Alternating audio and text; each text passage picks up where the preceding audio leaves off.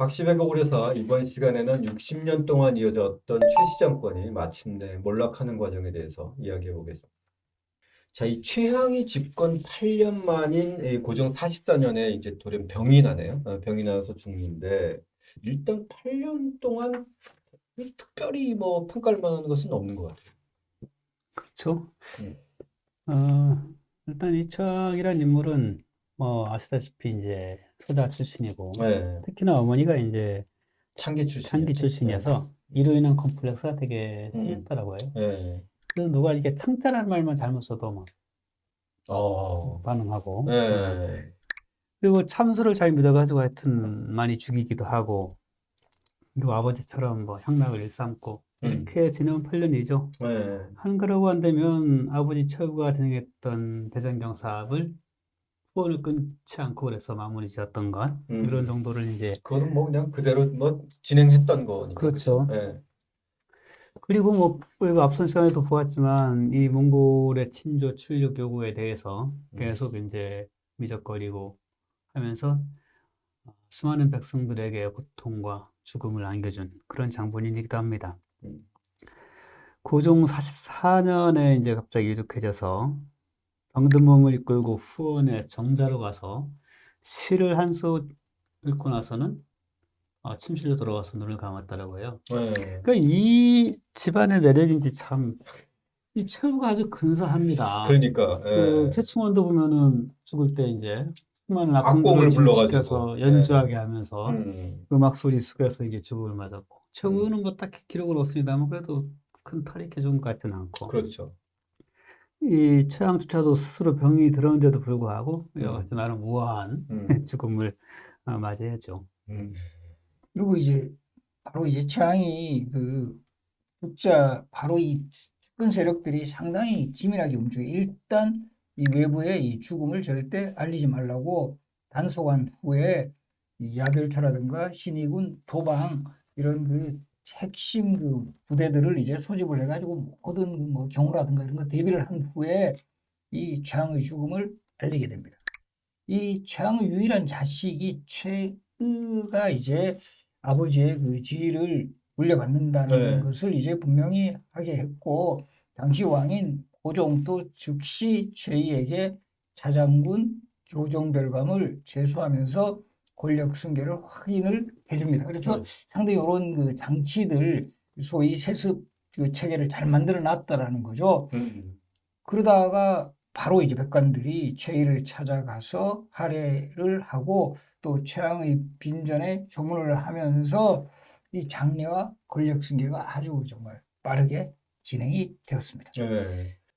이 최위도 일단은 어머니가 여종이어서 이 최양 그렇지만 이제 최양과는 달리 자기가 이제 그런 서자로서의 그런 아픔이 있었는지 이게 자기 아들한테서는 상당히 이 그 후계 수업을 좀 일찍부터 시작했다. 네. 예, 그래도 최황은 이제 자기가 이제 천출이다 보니까 예, 중이 돼서 이제 서울을 떠나 있어야 음, 됐고 음, 이런 아픔이 있죠. 예, 때문에 자기 자식도 비록 이제 천한 출신이긴 하지만 음, 서자이긴 하지만 예, 자식에게만큼은 자기가 당했던 그 수모와 이런 걸 전해주지 말아야지 이런 게 되게 강했던 것 같아요. 예, 또 어려서부터 다 선생들 시켜가지고 애를 공부시키고 애절도 가르치게 하고 그러니까 이제 최이가 몸은 좀 뚱뚱하고 그랬습니다만은 음, 이 손자들과는 다르게 딱 봐도 좀 PT가 났다고 그래요. 아, 어쨌거나 이 최이의 승계라고 하는 것은 이 최씨 정권의 승계 중에서도 어쨌든 가장 잘 준비된 후계였고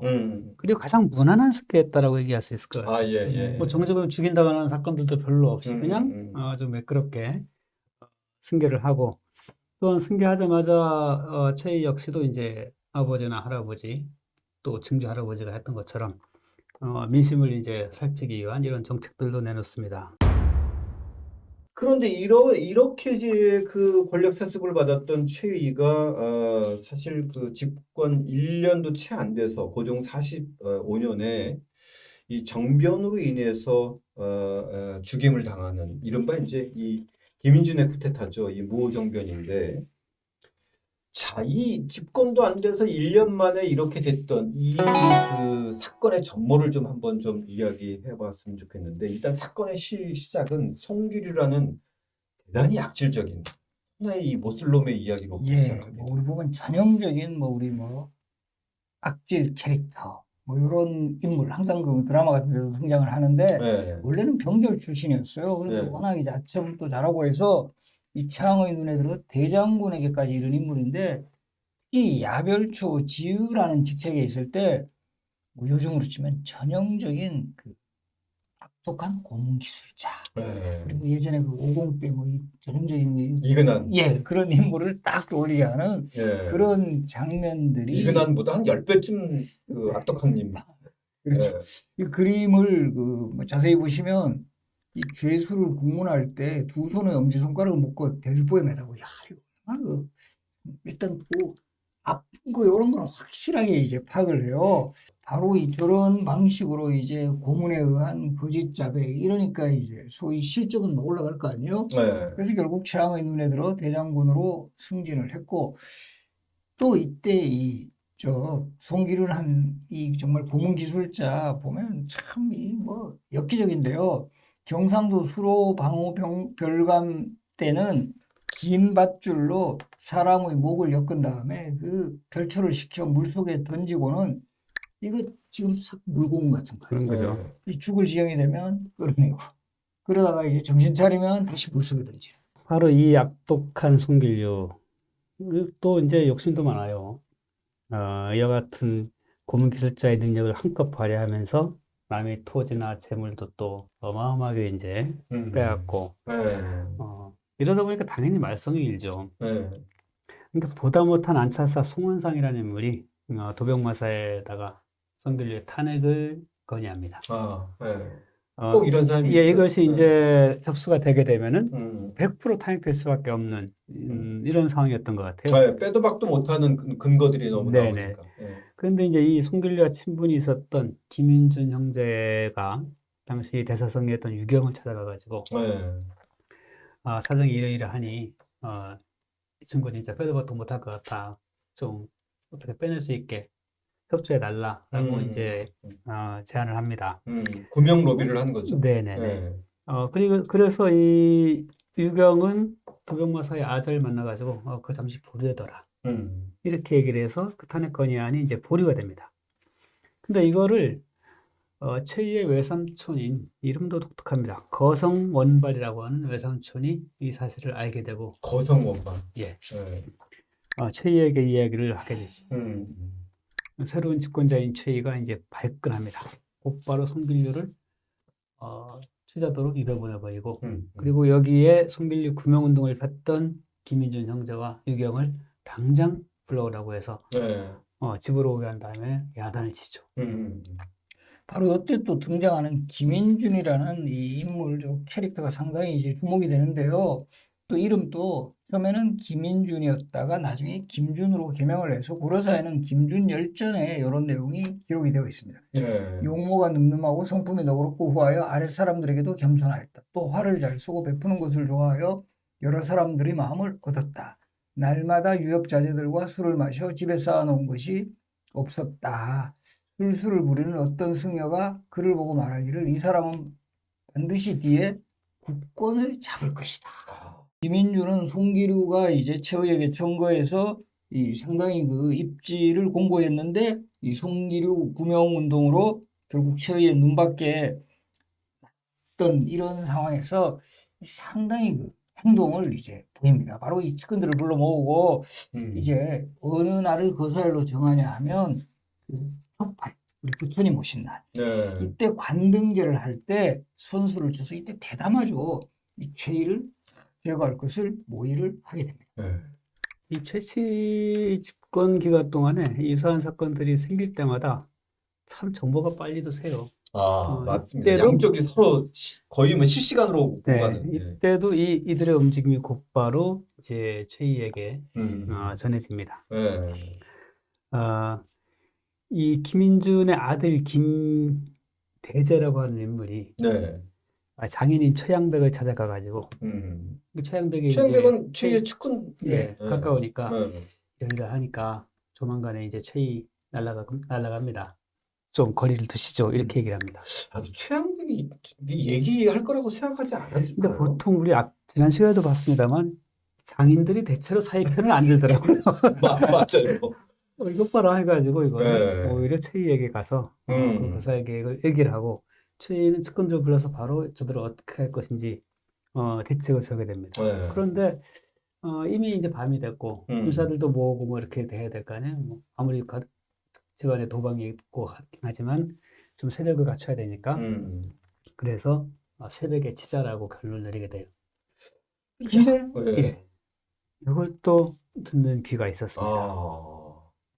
그래서 보면 이때 이제 최양백의 딸 그리고 이제 김대재의 처 똑같은 동일 인물이죠. 네. 이 최이와 바로 이제 측근의 대화를 엿듣고는 득달같이 이 소식을 남편인 김대재에게 전해요. 그리고 이 김대재는 또 김인준에게 이 소식을 전하면서 바로 이제 행동으로 이제 나서게 됩니다. 완전히 이제 뭐지 우리 영화의 한 장면처럼 막 정말 분초를 다투는 급박한 상황이에요, 그렇죠. 이때는. 네. 그래서 이제 같이 거사를 하기로 한 이들을 모으고 삼별초를 소집한 후 먼저 부하들에게는 저 영봉이 죽었다, 채이가 죽었다라고 소리치게 합니다. 이 논란 조정의 대신들이 뛰쳐나오니까 이 유경, 박송비 등에게 이 통솔할 것을 지시를 하고 이때 보면 이 최양백의 입을 횃불로 지지고 목을 뱉다 이런 기록까지 아주 잔인하게 정말 죽였고 이때 또 보면 꼭 우리 그 영화나 드라마도 그렇지만 이때 현실에서도 상당히 밤안개가 잔뜩 끼어가지고 이 최의의 이 부하들이 이를 알아차리지를 잘 못했다고 해요. 대응이 늦었다라는 거죠. 그래서 이제 곧바로 최의의 집으로 들어갔고 최의가 이때 살해당합니다. 이 먼저 최의가 죽었다고 선언하고 나서 상황을 어지럽고 진짜 죽인 거예요. 최의는 물론 그 측근들도 죽임을 당하면서 정말 최의는 가장 짧은 집권기간 최씨 무신 정권기 1년도 되지 않아 최후를 맞이했고 바로 우리 국사 교과서에도 등장하는 60년간 이어진 최씨 정권이 막을 내리게 됩니다. 고종 45년 1258년 3월에 일어난 일이었습니다. 네. 예, 어쨌든 이 최이라는 인물은 앞서도 얘기했지만 가장 이 최씨 집안의 승계 과정 중에선 잘 준비된 승계였고 네. 또 권력 승계 과정도 가장 무난했고 또 일처리 솜씨도 뭐 별로 펴보지 못했습니다만은 이때의 처리라든가 뭐 초기의 처리 같은 거 봤을 때 나쁘지 않아 보여요. 예, 예, 예. 예. 그러나 어쨌든 최씨 정권 60년의 운세가 그의 이때에 와서 다 했다라고 볼 수 있겠고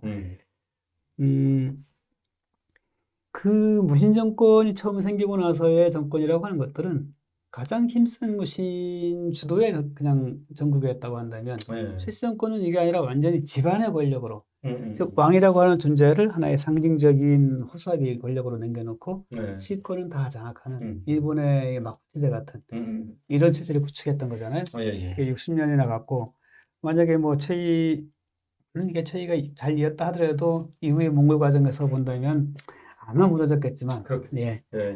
그리 어쨌든, 길게 가지는 않았을 것이다. 어쨌든 우리 고려사뿐만이 아니라 전 우리 역사를 통틀어서 굉장히 독특한 권력 체계가 형성됐던 시기였다. 네, 예. 이렇게 보여집니다. 네. 이 고종이 이 최후가 죽었다는 소식을 듣고 감격해서 눈물을 흘렸다. 이런 기록입니다. 그럴 수밖에. 드디어 예. 그러니까 최씨 정권 밑에서 여러 실력자들을 상대하면서 지금 몇 년입니까? 45년 동안이나 그렇죠. 집권하고 있었으니까 최씨 치하에서 45년을 네, 큰 소리 한번 못 내고 음. 눈치 보느라 이렇게 살아왔는데 음. 그 정말 두렵고 정말 꼴보기 싫었던 최씨 권력이 드디어 무너졌다 생각을 하니 이제 내 세상이 오는구나 싶어서 정말 새롭게 즉위하는 기분이었을 것 같아요. 네네네. 눈물을 당연히 그러네요. 예, 흘리면 뒤늦게 새롭게 즉위하는. 네네 네. 그럴만하다 생각을 했고 신하들도 또 백관들이 모여서 네. 정말 경화드립니다 하고 네. 이제 할례식을 갖고 음. 이렇게 되죠. 재미있는 거는 그 이후의 일들인데 어쨌든 이제 김인준이나 유경 같은 인물이 새로운 권력자로 떠오른 거 아니겠습니까? 그렇죠. 예, 예.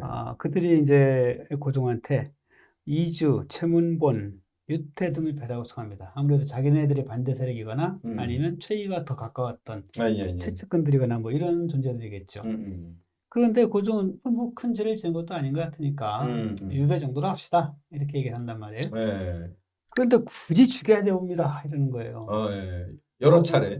예. 다시 또 옛날 같았으면 그 한마디에 유배나 보내시다라는 말도 안 나왔겠죠. 아이, 그러니까. 그러시죠. 이렇게 하고 끝났을 텐데. 네.